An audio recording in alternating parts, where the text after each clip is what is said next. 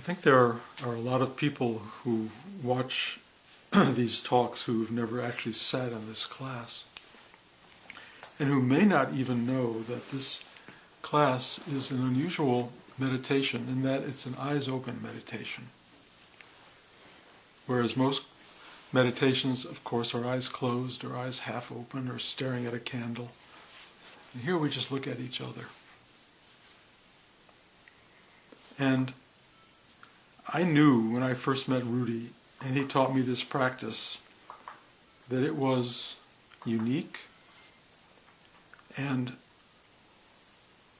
strikingly powerful, and that it made me very accountable. There was nowhere to hide. Not that I didn't try. That it was at times uncomfortable. At times I felt seen in ways that were shocking and powerful, and in ways that I wanted to be seen and in ways that I didn't want to be seen. But I somehow was being known. When Rudy would look at me, I felt totally exposed, totally vulnerable, and at the same time, and this was the saving grace, loved. Just loved. I also knew that Rudy, when he looked at me, could see past my resistances, my fears, my inhibitions, and he could see into what I would call my knottedness or closeness or blindness. He could see past the obstacles I would throw up in his way, and he would penetrate my being, and he would find a pathway into the very things that were the most protected, the most closed, the most offended. He pierced the armor. And it was because he pierced that armor that I began to find myself coming alive as a person. He started to see who I was, and he helped me by seeing that to cause that vision that he had of me to become known to me. I became visible to myself, aware of who I was. And it was an ongoing process, because if we were ever shown ourselves in totality at one moment, many of us would not survive that in any kind of psychological sense. Because we have built up our defenses and our filters and our armors over the course of time, because the world is a demanding place. It's hard for most of us, and it is very difficult to function in it without a sense of I or an ego that is separate from, defended from, protected from everyone else. We need to be independent and self-contained in order to make our way through the world where other people would take great advantage of our vulnerabilities. So starting very early on, we become this very specific, known presentation of a person. And that becomes reinforced by everyone and everything around us. We start to build an idea of who we are, and then we become imprisoned, if you will, by that idea. Because whatever you create, whatever form you take on, which is dominated by, well, I have this kind of a body, I have a big body, a small body, a tall body, a short body, whatever you start to think of yourself as, it starts to become something that cuts you off from a fundamental, deep, profound truth that you have no boundaries, you are one with the infinite, you are eternal, you are vast, you are unformed and unbodied at the core. But we don't operate in this world at the core. We operate at the surface. We operate at the surface because the materialized reality that we are is what functions in a materialized world that we find ourselves in. One can talk if you want about how did we get here and why are we here and what is this all about. You know, I used to have answers for you on that one. And now I have no answers for it. I don't have any grand answers. I don't understand the larger picture. I only know that it's happening. I only know that this is really going on. That's what I know. This is happening. And I'm trying to feel what is the most wonderful aspect of the present tense, of being. It's really fascinating. Most of us experience being not just as a singular entity, but in connection to and in reaction to, dialogue with the other. We are here to connect to one another. Why are we here to connect with one another? Well, big existential question. Here's what I'll tell you. When you connect to the other, when you really connect, the experience of connecting may be the best experience imaginable to human beings. The experience of sharing a singular connectivity is so sweet, so acknowledging, so often joyful, so clarifying that we hunger for connectivity with one another. And yet we have a problem because we have become so defined as other and separate and become armored to protect that every time we look at someone else, we're looking at their armor. We're looking at their presentation, at their defense system, and we're trying to find a way in. Or not. It's easier just to say, not interested, don't like that person. I don't like what they look like. I don't like what they sound like. I don't like what they represent. We have all these reasons to ignore other.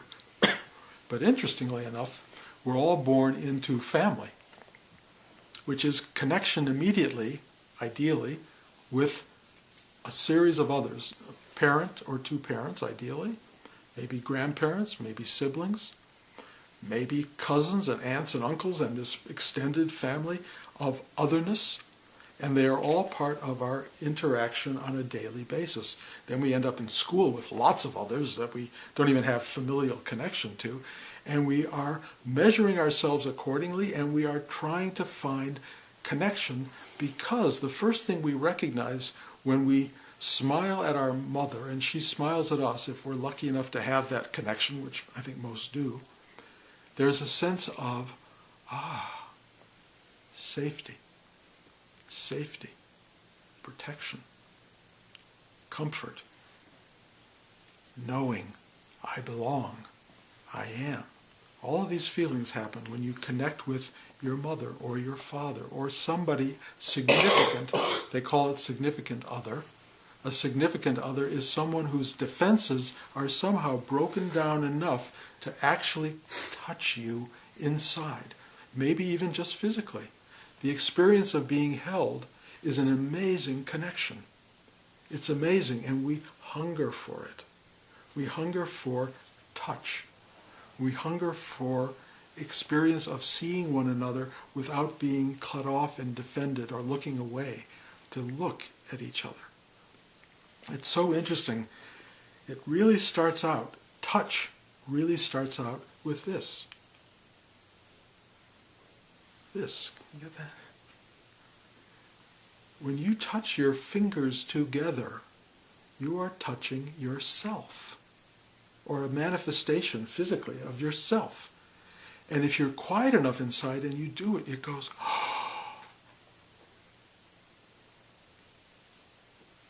Touch is phenomenal. It's phenomenal. It feels good. And you watch people in their fundamental series of defenses, this is the most protected. Watching people defending themselves, doing this, feel held in check and comforted. The next step of that is a hug with someone else. That's a big step, to go beyond your own self-comforting and to be comforted by the other, and the trust that comes from that. And then it can be the simple hand on the shoulder, touch. These tiny little moments of connectivity feel amazing, secure, joyful. We are not satisfied just doing this. Otherwise, we would all be in a world where we never, ever interacted with anybody, because why would you bother? It's not enough to just sit in yourself and feel comforted, even though a lot of people who meditate are looking for that. You don't need the world, you just need this. I don't believe that's true. We're not born to do this. We're born to open ourselves up, as hard as that may be, and as uncomfortable and vulnerable and fearful as you may experience opening to another. When you meet another who speaks your language, who approaches you with understanding or love or compassion or empathy, the feeling is, I am safe. And then as you go deeper into that, you feel, I am loved, I am connected to another being. And I experience in that connection something that reaffirms me in ways that I don't fully understand, but I know I like it. It's the basis of friendship. It's the basis of romantic love. Romantic love may be the most complete expression of being seen, being touched, being known, being accepted, being embraced, and wanted even. And that is so special and so joyful that we write millions of stories and songs and movies about it, because it's so incredible and, in the purest sense, doesn't happen all that often. Enough that we can all relate to it. But trying to experience true romantic love and sustain true romantic love is one of the great powerful journeys of the human experience. Hard to do. It's all hard to do. If it was easy to do, we wouldn't be here talking. But Rudy did something and taught those of us who became teachers how to do this thing, which was to look into the eyes of another person from a place of deep, deep openness, where your own personal judgment, your own personal egoistic mind was either suspended or ultimately released, and you began to see people totally without any filter, just directly. And you got to sit with people who had the courage, the bravery, the will to sit with you and look into your eyes and allow you in. That is an amazing thing, to allow someone in. It is so rare that I don't know that you or any of you can think of other people you get to do this with. When have you ever spent time just gazing at someone, looking, and having them not look away, not be afraid, not feel judged, not feel threatened on some level? I've said this before, if you did this on the subway in New York, you could be killed for it. You know, it's really looking at somebody and letting them see you and you see them. And when they start to relax, and Rudy gave us an exercise for that, for learning to surrender, to let go, to free ourselves, to open to that possibility, we started to discover how deep this could go. And it's shocking, because you don't just open a little bit and feel, it feels good. You open and you go, who am I? What is this? Why does this feel so good? Why does the opening continue? Why isn't it bound by the physical body? Why does it expand? Where am I going? I can't even go there. Oh, I've got to let go of me. Oh, that feels good. Oh, wow. Bigger, bigger, bigger, bigger, bigger. And then there's the bigness of the teacher and the bigness of the student seeing itself. It sees itself. And when it sees itself, it goes, oh, I am that. I am that. I'm not that I am you. I am that, whatever that is. And it's so big. They say it's infinite and eternal. I don't know how you know that, but it feels that. And you go, you are the doorway. You are a doorway for me to go to that space. Together we find oneness. We find that we are this shared, vast connectivity. This connectivity that may be the whole reason we're here. It may be we're here to see who we are. That going inside by itself may be enough, but going inside and then outside is the true non-dualistic space. It is oneness. We see ourself in the other, not as other, but as one. We are not seeing two at all. We are looking into the eyes of the self, the eyes of God, if you will, every time we look at each other. And yes, each one of us has our fears and our protections and our armor, and very few people let other people in very often or very deeply. Usually it's a very quiet space. Sometimes I sit with people and I look at them and there is no entry point. Nothing. They are not there for me, or to be seen, or to be touched, or to be acknowledged, even though they're there in the room because they want to be, but they don't know how to be. And this is the beginning of the practice of learning to open and to be available and to receive something that loves you. So what do you do with people who won't let you in? You know, I mean, it's really interesting. Sometimes it's like writing them a letter and either putting it through the mailbox, the slot in the door, or underneath the door, getting a little message inside, or sending an email, because that is a way to connect with people. So as a teacher, you have to go, how do I get into this person? If they're not letting me in directly, how do I get in indirectly? Because we all want to be let in. We all want someone to come in. We all do. But if you can't open the door, then why have you showed up in the first place? Well, clearly you've put out a message, help me. And the teacher's job is to do that, help you. And so one way or another, you get in. And I used to do this thing where, I talk about the chakras, which are all centers inside that are, in a way, a diagnostic tool to see what's closed in a person and what is open, and to help open the ones that are already open more, and to help begin to work into the chakras that are not functioning very well, and start to bring enough energy to them that they start to find a way to expand and embrace more. And you look for ways into the other that give you entry. But what I've understood, and I've talked about this in the last few weeks because it's so interesting, is that the chakras open up not into you, but into us. They open up into the collective we. And what happens is when the chakra opens up and I go deep inside, I have a back door to you. And the back door to you is an absolutely undefended, absolutely available space. So I have learned how to go into you. Those of you who sit in front of me, I go through the front door. Those of you who don't sit in front of me, I go through the back door. But I go through the door because why else are we here but to connect? And I find if you're in my life, I need to connect. Even if you're not in my life, I need to connect. I've talked recently about connecting to our president through the back door. It's really interesting. You can go into people who do not know you're coming in. Only, however, if you go in with unbelievable love and no agenda. Just presence. Let me explain what that is.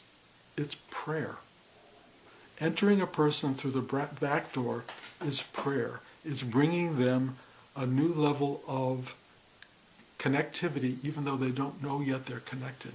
It is a kind of ennobling of their being and their spirit and an opening from within. And those who are developed enough to do that will do it wherever possible because it's the great prayer for humanity. Here's an interesting thing about prayer, and I think it's important because a lot of people think prayer is a form of connection. Pray for somebody. But let me tell you where that's a problem. When you're an ego-minded being who wants to pray for another ego-minded being, and you send the energy out of your mind and your heart through the ether into the armored person who's sitting and waiting for you, or not waiting for you, that prayer tends to hit the armor. And the ego mind says, oh, I'm trying so hard, I'm praying, I hope they wake up, I hope they have something wonderful, I hope life is beautiful for them. It's ego presentation. It's an energy that's going out and hitting something that bounces it back, usually. Not that it's wrong. The best prayer is the back door. Because it goes in. Because it's not bouncing off of anything. It is a pure human love and caring and empathy for the other. It is the ultimate hug. It is the ultimate love and embrace. And it doesn't have to be acknowledged. It doesn't have to come back to you as someone says, oh, well, I love you too. It doesn't need that. It goes in through the back door and you know it's there.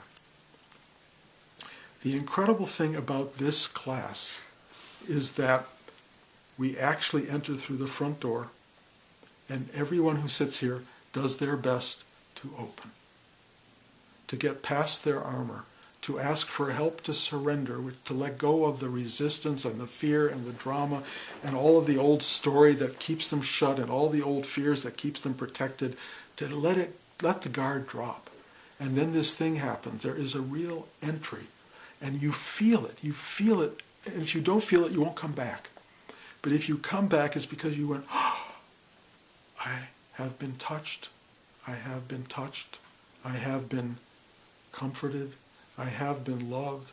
I have been acknowledged. Or you can even go in the present tense. I am touched. I am loved. I am acknowledged. I am known. And that feeling is so beautiful and so exquisite, you can't get enough of it. And it's why we are here. It's why we've been born. It's why we came into the world, to touch one another, to connect to one another, to communicate with one another as openly and deeply as humanly possible. One of the incredible things that happens when I teach, and I've been doing this now for almost 50 years, so you learn something over time. And I keep learning, just so that's clear. It's not like I know. It's an endless unfolding. But one of the things that happens when I teach and I look in your eyes is you disappear. You disappear. You turn into what I would call an energy structure. I am no longer working with a person. I'm not working with a history, a story, a series of obstructions. I'm just working with energy. And that energy is flowing, or it's got rigidity. It's got stuckness. And this exquisite energy that pours through goes right to the stuckness. It just goes to it, and it does funny little things. It tickles it. It goes, it touches it. It unravels it. It does something, and will never leave you until it's done the job. In every class, the thing that needs to be worked on presents itself. So there's no seeking so much as just being open, and the very thing that you need to free yourself and open yourself more to the world, it rises right to the front, and the energy goes right to it, and it does its little tiny dance, and it does not let you go until it's released. And then for the rest of that week or month or whatever, that thing which has obstructed you, possibly for multiple lifetimes, if in fact that's a reality, is gone. You're a new person. You are a new structure. You are a new energy structure. And you go, you're back to being physical. The first thing that happens when you come back to being physical for me is your eyes appear again. I go, oh, I can see eyes. And then the person returns. And I feel a sense of unbelievable love, connection, beauty, whatever you want to say, in my connection to another human being. Here's what I know, because I've really been trying to understand, if that's the right word, why why we're here, what this is, what this all is. I mean, there's a million answers, and you can believe whatever ones of them you want. I've chosen now not to believe any of them. I don't believe anything anybody tells me, in the best sense. I'm only believing what is right this minute. And I get to be with, among others other than you, I get to be with, and I talk about this a lot, my grandchildren, who are early in the game of connecting.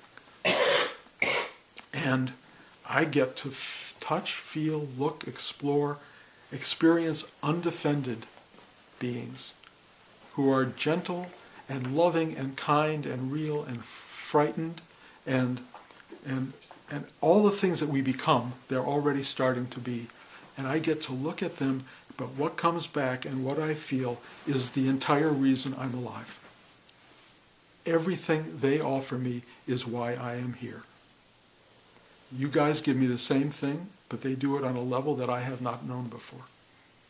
Becoming a grandparent was an unexpected, whatever you want to call it, treasure house of riches.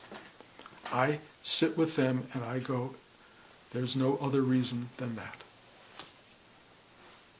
And I feel that with you as well. There's no other reason but this, to connect and see myself, the self, ourself, in each other. That's it. If there's more to it than that, great. If greater wisdom comes pouring through and I happen to be able to witness it, I will share it as I go along. But I will tell you at this moment in time, the only thing I know for a fact is seeing the self, ourself, myself, yourself, whatever that is that I see, we see. It's enough. It's enough. It's why I think we incarnate, to see who we are, to know who we are from all the multiple perspectives of ourself, to experience the universe from the vastness of an eternal potential of being, and to recognize in that the enormous richness of being. Some days it's going to be hard to do. There are times when you're surrounded by armored people. There are times you are armored yourself. There are times you don't get it. There are times where it feels like meaningless and useless. There are times you will question everything. It's all fine. It's all fine. Rudy would say, sit quietly, open your heart, open your mind, open your gut, open these chakras that represent those spaces, open your head, open your sexuality, open your base of your spine and let all these energies move through you and begin to integrate you. Feel whole, sit there quietly, be that energy, be that expanded spirit, and then communicate it, share it with others. You don't have to clobber people over the head with your amazing openness. If you're really open, you just gently reach out, show up, be there, connect, communicate, go through the back door, do whatever you can do to help people see you and help you see them. It's such a gift. It's such a gift. And again, it may be the whole reason we exist. Why, how, I have no idea. But the fact of it is vital. So that's our practice. That's why we come here once a week and practice this, but don't do it once a week. Do it daily. Do it all the time. Keep finding your own center so you can share it. Keep looking through the back door or the front door, if anyone who lets you in, and connect. Share this. Dance with it. Play with it. Love it. You know, it's like, what else is there? What else is there? You know, you go to a movie or you read a book, it's kind of some kind of communication. It's a connection of sorts, but it's nothing like this. This is harder. It's easier to read a book, easier to watch a movie, watch TV all day long. Lots of communication, but it's not two-way. Really. I mean, it is in a certain sense you're reacting to things, but with another person, you get to connect to God. Enough said. Any questions?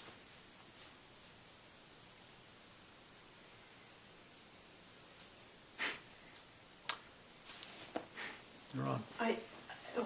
Could there be different paths in the sense of, like, I think it seems common that sometimes people grow up in, for example, an abusive family that pulls them to God and makes them lean on God more, or hard times or things like that.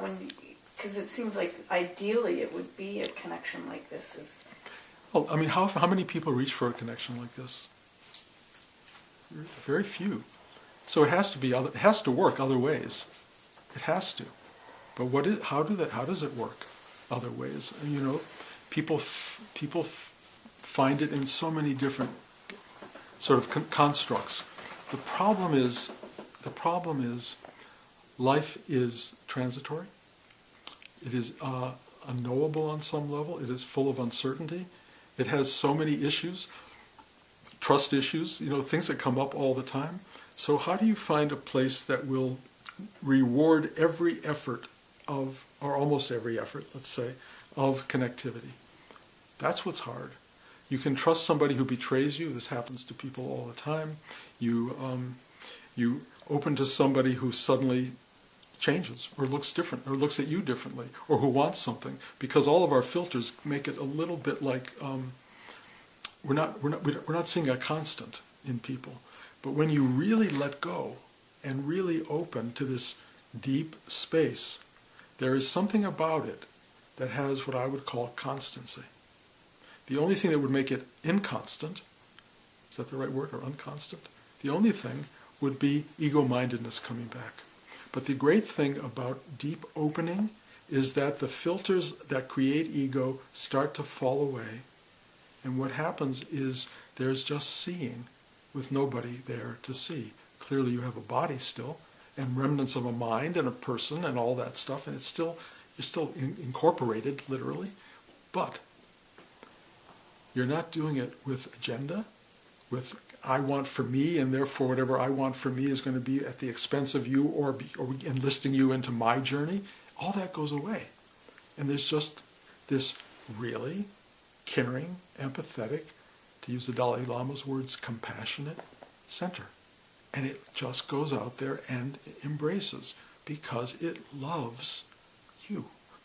It loves you. And it knows that because when you shine back and that love is reflected, it's like, that's why I exist. It just, it's so clear. That's the totality. That's the final reason. And it's not even a spoken reason particularly. It's just, I get it. I hug my grandchildren. I'm telling you, I know this is boring to everybody. I go, I get it. That's all there was. I didn't give birth, Blanche gave birth, but we created children who then created new children, and something about the second set, I don't know what that was, for me, absolutely was the reward for all the energy and time and commitment that got put into the children. Not that you have to have children, and not that you have to have grandchildren, but I'm telling you, my journey presented that particular kind of feedback. You can do that if you get out of the way with anybody. We have friends visiting, Marty and Michael, and happy birthday. And we don't see each other often because they live in New York, but we've known each other for decades. And they walk in the house, and there is an immediate sense of connection. We know each other. We feel each other. There's a warmth, instantaneous warmth, that you go, oh, this is so beautiful. It's so wonderful. And you just go, that's what life is. It's that. When you really open dramatically and you meet people who are new to you in your life, their newness doesn't mean a thing. You recognize them. You recognize them instantly, and you open, and if they're not terrified, they open to you, and it's also precious. Exquisite beauty in knowing another who is you, who you did not know before. That's God's surprise at meeting God herself is like, another form of me, another incredible whatever, or terrifying form of me. That's really interesting too, but it's me. And it has all those aspects, Brahma, Vishnu, Shiva. Creator, preserver, destroyer. It's all part of the whole. That's why you can go backdoor into Donald Trump, because he's not an unknown. He's a part of what all of us are. We're all that thing, but we don't know much of what we are. So we stay with the familiar, the easy, the comfortable. But if you let go of the familiar and easy and comfortable, and you just open to the what is, which will present itself to you at any given moment, then you are greeting yourself every minute. And if you really open your eyes, people are searching everywhere for God, like, where is God? What is God? Well, the simple answer is right in front of you. And that can't just be a casual tossed off idea. It's got to be. And then you start to see it in everyone who approaches you, in every person around you, how you take out the garbage, how you handle food when you're cooking it. Everything becomes a profound act of a prayer in a way, and gratitude and surrender. Everything. But the biggest and deepest version of that is when you meet the other and you know that it's yourself. That's the best version of it all, and the highlight of the human experience. And when it happens in sex, it's even better, really. But mostly that doesn't happen that way. So we find it in a way that's almost and deeply as satisfying, which is explosive, flowering, opening heart chakra, mind, gut, self. Okay. Next week we're in LA, and we'll celebrate Rudy's Samadhi there. And then Rudy's Samadhi is the 21st of February. Anybody who's hearing this can light a candle or light some incense or sit for a moment and say thank you, because everything I'm teaching you was taught to me by Rudy, and that which preceded Rudy, Swami Nityananda, and I'm going back to the source of everything. Whatever is teaching here follows a particular lineage and a path. It goes through every lineage probably, but this lineage is the one I know. So I want to express my gratitude to Rudy, and we do it celebrating his Samadhi, and if you want to celebrate it, please do, the 21st of February. This Samadhi, by the way, means the day that he passed. Again, thank you for coming. See you here in 2 weeks. Bye.